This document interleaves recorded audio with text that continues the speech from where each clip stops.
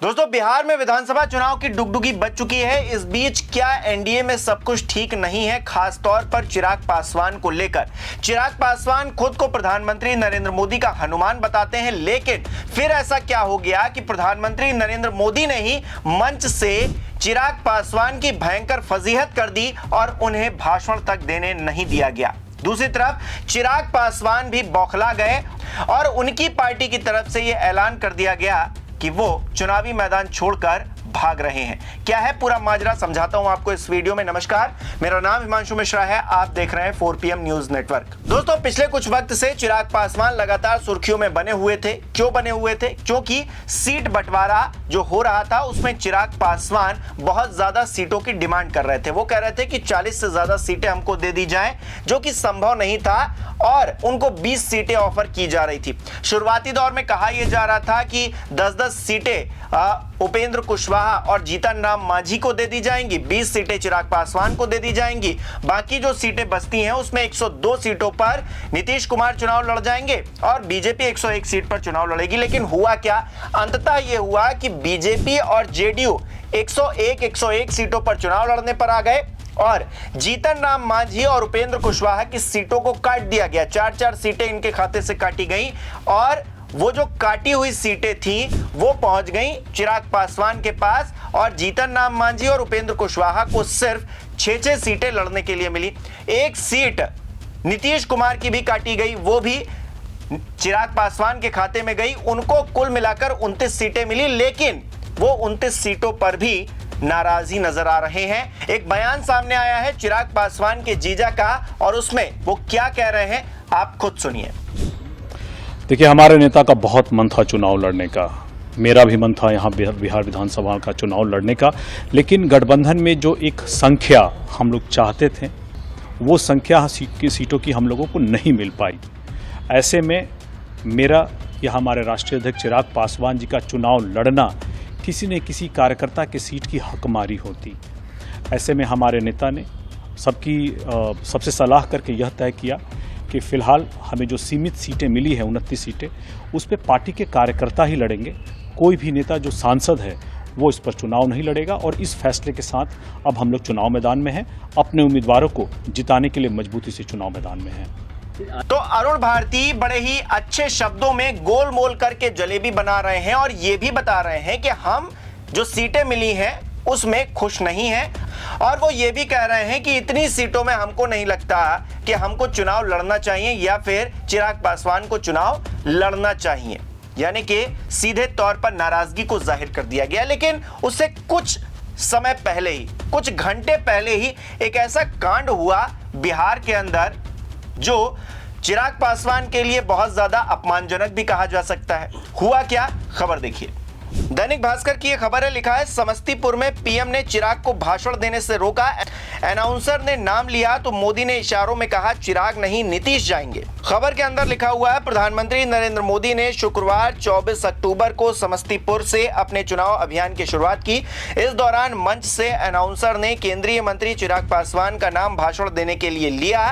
तभी प्रधानमंत्री ने पास बैठे नीतीश कुमार की ओर इशारा किया, चिराग नहीं नीतीश भाषण देंगे। इसके तुरंत बाद अनाउंसर ने सीएम नीतीश कुमार को भाषण देने के लिए बुलाया।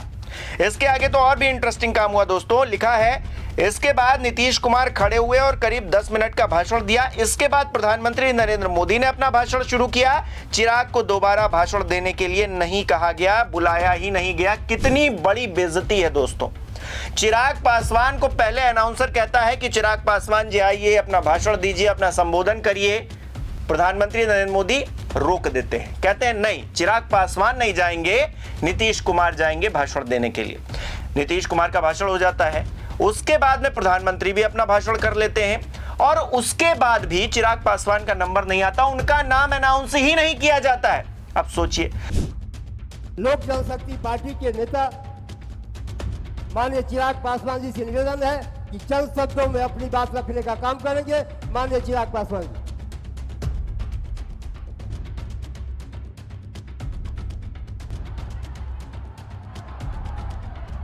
हम लोग के बीच बिहार के विकास पूर्व एनडीए गठबंधन की धारा को आगे बढ़ाने वाले, जंगल राज को समाप्त करने वाले ऐसे बिहार के मुख्यमंत्री नीतीश कुमार जी हम लोग के बीच उपस्थित है। एक बार नारा दीजिए, नीतीश कुमार जिंदाबाद, नीतीश कुमार जिंदाबाद। हम प्रधानमंत्री के हनुमान हैं, ये बातें कितनी बार चिराग पासवान कह चुके हैं, लेकिन प्रधानमंत्री नरेंद्र मोदी ने आज जो काम किया मंच पर, जिस तरह से फजीहत की, बेइज्जती की चिराग पासवान की, उन्हें भाषण तक नहीं देने दिया गया, कहीं ना कहीं एनडीए में सब कुछ ठीक नहीं है, ये बता रहा है। 29 सीटें लेकर भी अगर चिराग पासवान की पार्टी की तरफ से ये कहा जा रहा है कि भाई सीटें पर्याप्त नहीं मिली हैं, तो फिर अपने आप में कहीं ना कहीं ये बहुत बड़ी कलह बनकर उभरती हुई दिखाई दे रही है। ऊपर से सब कुछ ठीक लग रहा है, जैसे पेंट कर दिया गया हो सब कुछ, पूरी वॉल पर कहीं भी खुरदुरा कुछ नहीं नजर आ रहा है एनडीए की, लेकिन जरा पास जाकर जब देखा जा रहा है तो कलह साफ तौर से नजर आ रही है। जो दरारें हैं साफ तौर से उस दीवार पर दिखने लगी हैं। कैसे? चिराग पासवान को एक तरफ भाषण देने नहीं दिया गया, दूसरी तरफ चिराग पासवान की पार्टी की तरफ से उनके जो जीजा हैं वो ये ऐलान कर रहे हैं कि चिराग पासवान चुनाव नहीं लड़ेंगे, ना ही वो चुनाव लड़ने जा रहे हैं। तीसरी स्थिति भी है नीतीश कुमार को लेकर। जिस तरह का माहौल बना है, नीतीश कुमार को भी मंच से बेइज्जत होना पड़ा है। मैंने आपको दिखाया कि किस तरह से नीतीश कुमार, प्रधानमंत्री नरेंद्र मोदी और तमाम और लोग मंच पर खड़े थे। वहां पर प्रधानमंत्री नरेंद्र मोदी को एक बहुत बड़ा सा माला पहनाया जा रहा था, लेकिन नीतीश कुमार को इग्नोर कर दिया गया। जब देखा गया कि नीतीश कुमार जी बगल में ही खड़े हैं और कुछ समझ में आया भारतीय जनता पार्टी वालों को कि भाई इनको भी माले के अंदर ले लेना चाहिए, तो फिर उनको लिया गया। और उसके तुरंत बाद, मतलब एक ये घटना हुई, उसके तुरंत बाद एक दूसरा बड़ा माला आता है और उस माला को भी प्रधानमंत्री नरेंद्र मोदी को ही पहनाया जाता है। नीतीश कुमार को वहां पर फिर से इग्नोर कर दिया जाता है। तो एक कितनी बड़ी उनकी बेइज्जती, फजीहत, एक प्रदेश का मुख्यमंत्री, सोचिए उसको, उसके साथ इस तरह का सुलूक किया जा रहा है, उस तरह का बर्ताव किया जा रहा है। अपने आप में एनडीए के जो घटक दल हैं, वो नीतीश कुमार हो, चिराग पासवान हो, एक दिन के अंदर प्रधानमंत्री नरेंद्र मोदी के मंच से दो लोगों को दो बार बेइज्जत किया गया है, उनकी इस तरह से फजीहत की गई है। हालांकि हो सकता है कि डैमेज कंट्रोल करने के लिए चिराग पासवान को रोक दिया गया, नीतीश कुमार को खुश करने के लिए कहा गया कि आप जाइए भाषण दीजिए, लेकिन क्या ये मनमुटाव दूर हो पाएगा? क्या ये जो घटनाएं लगातार हो रही हैं उससे कोई हल निकल पाएगा, या फिर ये जो दरार है ये आगे कंटिन्यू रहती है? क्योंकि ज्यादा दिन नहीं बचे, 2 हफ्ते का समय बचा है और चिराग पासवान एक ऐसा फैक्टर है, वो जीते भले ना, लेकिन वो हरवाने के लिए काम जरूर कर सकते हैं। 2020 का इलेक्शन आपको याद है किस तरह से चिराग पासवान ने नीतीश कुमार के खिलाफ फील्डिंग सेट कर दी थी, किसके इशारे पर? मोदी जी के इशारे पर। उस वक्त अंदर खाने बहुत सारी बातचीत हुई थी, लेकिन इस बार जिस तरह से चिराग पासवान ने अपने तेवर दिखाए हैं, 29 सीटें, मतलब 9 सीटें एक्स्ट्रा जो भारतीय जनता पार्टी से नेगोशिएट करवाई हैं, हालांकि उसमें नुकसान भारतीय जनता पार्टी खुद का नहीं हुआ है। 1 सीट का नुकसान नीतीश कुमार का हुआ है, 4 सीटें नुकसान उपेंद्र कुशवाहा और जीतन राम मांझी की हुई हैं सीटें। तो ऐसे में चिराग पासवान को खुश करने का काम किया गया, लेकिन चिराग पासवान ये सब देखकर उड़ रहे थे। प्रधानमंत्री नरेंद्र मोदी ने उन्हें जमीन पर ला दिया है। आप किस तरह से देख रहे हैं इस पूरे घटनाक्रम को, हमें कमेंट करके जरूर बताएं। इस वीडियो को लाइक करना, शेयर करना ना भूलें। हमारे चैनल को सब्सक्राइब नहीं किया तो वो भी जरूर कीजिएगा।